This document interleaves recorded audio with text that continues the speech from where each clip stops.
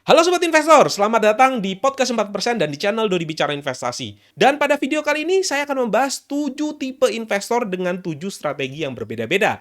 Dan untuk membuktikan bagaimana kinerjanya selama 20 tahun terakhir, saya akan mengambil data IHSG setiap bulannya, lalu saya akan mencoba untuk mengetes ketujuh strategi investasi ini satu persatu. Dan di akhir video, saya juga akan melakukan update perkembangan dana pensiun saya di Bibit. Dan bagi sobat investor yang ingin melihat keseluruhan isi video, yuk kita simak setelah yang satu ini.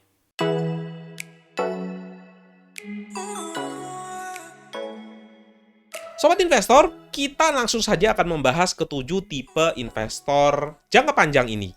Namun sebelum kita akan masuk yang ke pertama, izinkan saya untuk menjelaskan kepada sobat investor sedikit ya mengenai penelitian kecil saya untuk menilai performa dari ketujuh tipe investor ini. Dan apabila sobat investor lihat di sini, saya melakukan yang namanya simulasi. Simulasi saya ini berdasarkan penelitian yang saya dapatkan dari luar negeri, dari Schwab Center for Financial Research, di mana mereka menerbitkan artikel dengan judul Does Market Timing Work?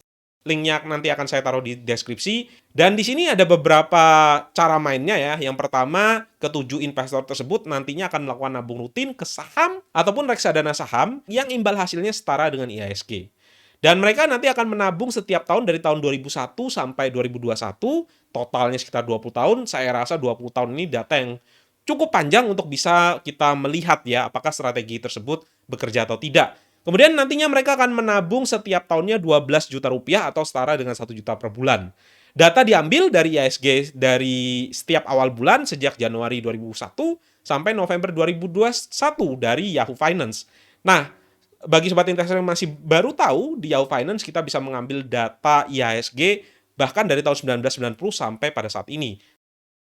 Oke, langsung saja kita masuk ke tipe investor yang pertama. Investor pertama adalah Ali, si manusia hoki. Ali itu akan melakukan investasi setiap tahun dengan nilai 12 juta dan uang 12 juta itu selalu bisa mendapatkan IHSG dengan titik terendah. Otomatis dia nantinya akan mendapatkan harga unit investasi yang lebih murah ketimbang yang lainnya. Kemudian investor yang kedua adalah Budi Si Cepat. Jadi Budi Si Cepat ini adalah tipe investor yang setiap kali mendapatkan uang untuk diinvestasikan, dia langsung investasi secepat mungkin. Nah, pada kasus ini, si Budi itu akan melakukan investasi setiap tanggal 1 Januari setiap tahunnya. Nah, ini mungkin sama seperti contohnya investor yang setiap bulan dapat slip gaji, kemudian langsung saja diinvestkan secepat-cepatnya. Oke, tipe investor ketiga adalah Chandra. Chandra Mister Konsisten. Artinya Chandra ini akan memecah uang 12 jutanya menjadi investasi setiap 1 bulan 1 kali. 1 juta per bulan, 1 juta per bulan, 1 juta per bulan, tidak peduli berapapun harganya. Dan yang terakhir adalah Dodi ya, si tidak beruntung. Nah, Dodi si tidak beruntung ini adalah seorang investor yang timingnya itu selalu salah ya. Ketika dia berinvestasi setiap tahun, dia berinvestasi pada saat titik tertinggi dari si IHSG. Sehingga unit investasi yang didapatkannya itu tentu saja lebih sedikit ya, karena dia membeli dengan harga yang lebih mahal. Nah, apa sih kesamaan dari keempat orang ini? Keempat orang ini sama-sama tim nabung rutin ya, di mana mereka ini berempat itu melakukan yang namanya nabung rutin, tetapi beda-beda timingnya. Misalnya saja kita ambil satu buah contoh ya, tahun yang paling ekstrim misalnya di tahun 2008, Ali akan berinvestasi di titik terendahnya di 1241. Kemudian Budi itu akan berinvestasi di awal tahun karena Budi ini adalah orang yang cepat ya, ketika dapat uang dia langsung cepat-cepat investasikan di awal tahun. Kemudian yang ketiga adalah Chandra. Chandra ini akan berinvestasi secara rutin setiap bulannya, 12 juta tersebut akan dipecah dan setiap bulannya akan diinvestasikan sehingga dia akan mendapatkan rata-rata ya di 2088. Kemudian yang terakhir, Dodi. Dodi itu adalah orang yang paling tidak beruntung. Dia akan membeli di titik tertingginya di 2721. Sehingga akan mendapatkan unit yang lebih sedikit. Dan di sini kita akan simulasikan setiap tahun investasi 12 juta dan kita coba akan lihat berapa hasil dari keempat tipe investor yang pertama. Kita mulai dari Ali si manusia hoki. Di 2021 dengan IHSG 6.675, Ali si manusia hoki ini bisa mendapatkan aset investasi setara dengan 1.295.000.000, di mana modal investasinya hanya 240 juta. Dan dalam kenyataannya di kehidupan sehari-hari, hal ini sangat amat tidak mungkin ya. Jadi sebenarnya ini adalah return yang paling tinggi yang bisa didapatkan oleh orang yang nabung rutinnya itu selalu pas timingnya. Oke, yang kedua adalah Budi si cepat. Nah, Budi si cepat ini mendapatkan itu di 1,16 M. Ternyata setelah kita lihat selisihnya nggak terlalu banyak loh dengan Ali si manusia hoki. Padahal Budi ini tidak pikir panjang. Ketika awal tahun dia langsung saja berinvestasi. Dan yang ketiga adalah si Chandra, Mr. Konsisten, tidak jauh beda juga dengan Budi. Nilai investasinya adalah 1M88 juta.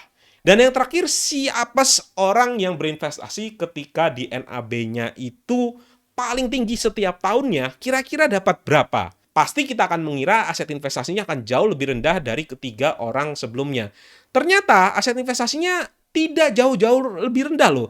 Hanya turun 100 juta dari tipe sebelumnya, yaitu 911 juta. Dodi sih tidak beruntung tadi, meskipun dia selalu salah dalam berinvestasi, beli di titik tertinggi, masih tetap loh merasakan return yang lumayan. Nah, sekarang kita akan coba lihat tipe investor yang kelima. Perkenalkan, tipe investor yang kelima adalah Erwin, si konservatif. Jadi Erwin ini adalah investor jangka panjang yang punya profil resiko yang moderat ataupun konservatif. Di mana Erwin tidak berani untuk berinvestasi di pasar saham, tapi Erwin memutuskan untuk investasi di reksadana obligasi dengan rate sekitar 8% per tahun. Si Erwin ini juga sama-sama berinvestasi 12 juta per tahun. Dan ternyata aset investasi Erwin si konservatif itu jauh di bawah Dodi si tidak beruntung ya. Bahkan hampir separohnya ya, yaitu 549 juta rupiah. Erwin tadi memang tidak punya toleransi resiko yang cukup tinggi, tidak kuat melihat yang namanya penurunan. Which is kalau menurut saya ya sangat sah-sah saja ya kalau orang mau investasi jangka panjang di reksadana obligasi.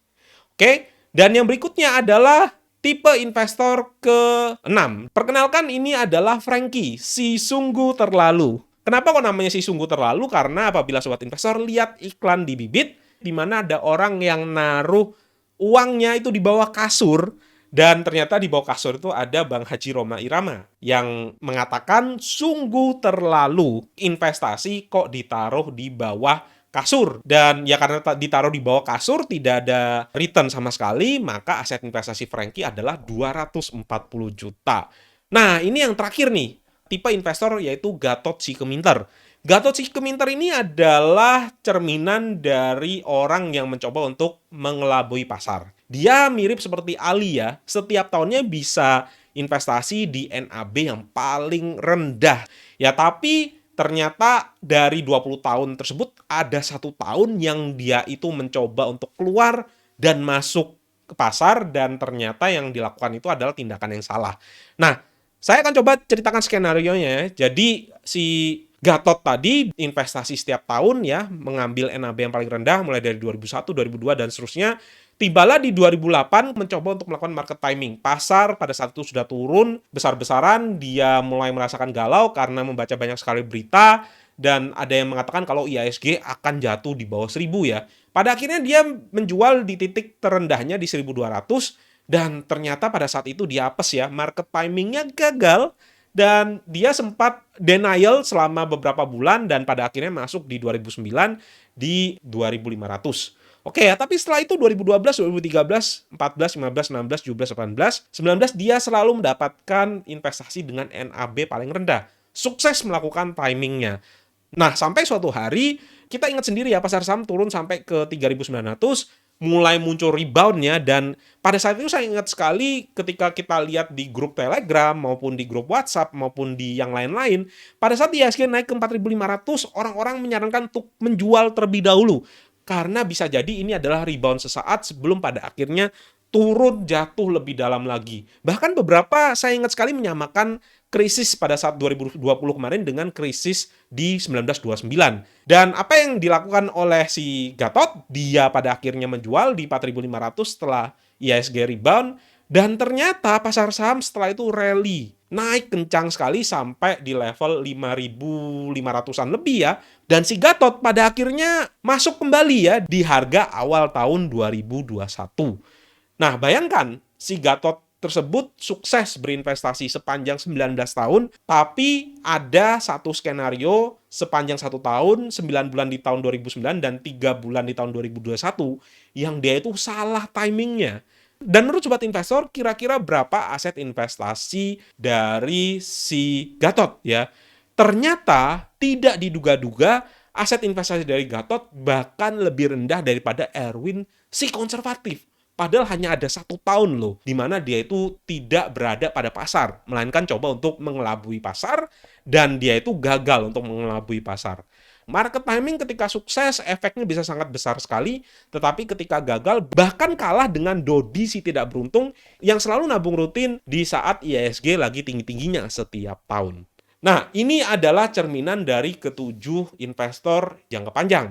Kira-kira sobat investor tipe yang mana nih? Silakan tuliskan di kolom komentar ya. Nah, jangan pergi dulu sobat investor, kita akan mencoba melihat update portfolio dana pensiun saya pada minggu ini. Nah, sobat investor, ini adalah tampilan dari portfolio dana pensiun saya di aplikasi Bibit ya, di mana saya menggunakan aplikasi berbasis web untuk bisa menunjukkan kepada sobat investor sekalian. Dan pada minggu ini, nilai portfolio saya itu adalah 838 juta. Dan keuntungan saya itu setara dengan 141 juta dengan imbal hasil 20,27%. Saya berinvestasi reksadana sejak tahun 2019, dan apabila sobat investor ingin melihat, kita bisa klik di sini yang namanya portfolio, kemudian kita lihat juga fitur lihat performa portfolio. Tepatnya di November, 200.000 sampai pelan-pelan saya tambah proses nabung rutinnya hingga pada saat ini di 838 juta rupiah. Dan rata-rata saya berinvestasi dengan nominal sekitar 15 sampai 20 juta rupiah setiap bulannya ya. Nah, apabila sobat investor lihat, portfolio saya itu terdiri dari dua ya, ada portfolio dana tabungan dan juga ada portfolio dana pensiun di sini ya. Dana tabungan sendiri itu adalah portfolio yang biasa digunakan untuk kita memilih reksadana kita sendiri. Nah, untuk dana pensiun saya sendiri itu memakai yang namanya Robo ya. Kalau saya sobat investor lihat di sini ada logo Bibit ya, itu berarti artinya kita sedang memakai Robo Advisor. Dan di Robo Advisor sendiri itu akan diatur komposisi dari kita investasi itu seperti apa. Saya memakai dana pensiun dengan profil resiko 10, artinya alokasinya itu adalah dominan di reksadana saham. Nah, mari kita coba lihat ya satu persatu ya, dan kita mulai dari reksadana pasar uang. Jumlahnya tidak begitu banyak karena sempat ditarik untuk yang namanya rebalancing beberapa bulan yang lalu. Yang berikutnya adalah untuk reksadana obligasi, di mana di reksadana obligasi kebetulan saya ada 3 buah reksadana, yaitu Majori Sukuk Negara Indonesia. Ini merupakan reksadana yang didapatkan dari cashback apabila sobat investor mengetikkan kode Dodi Bicara Investasi bagi yang mau berinvestasi di Bibit.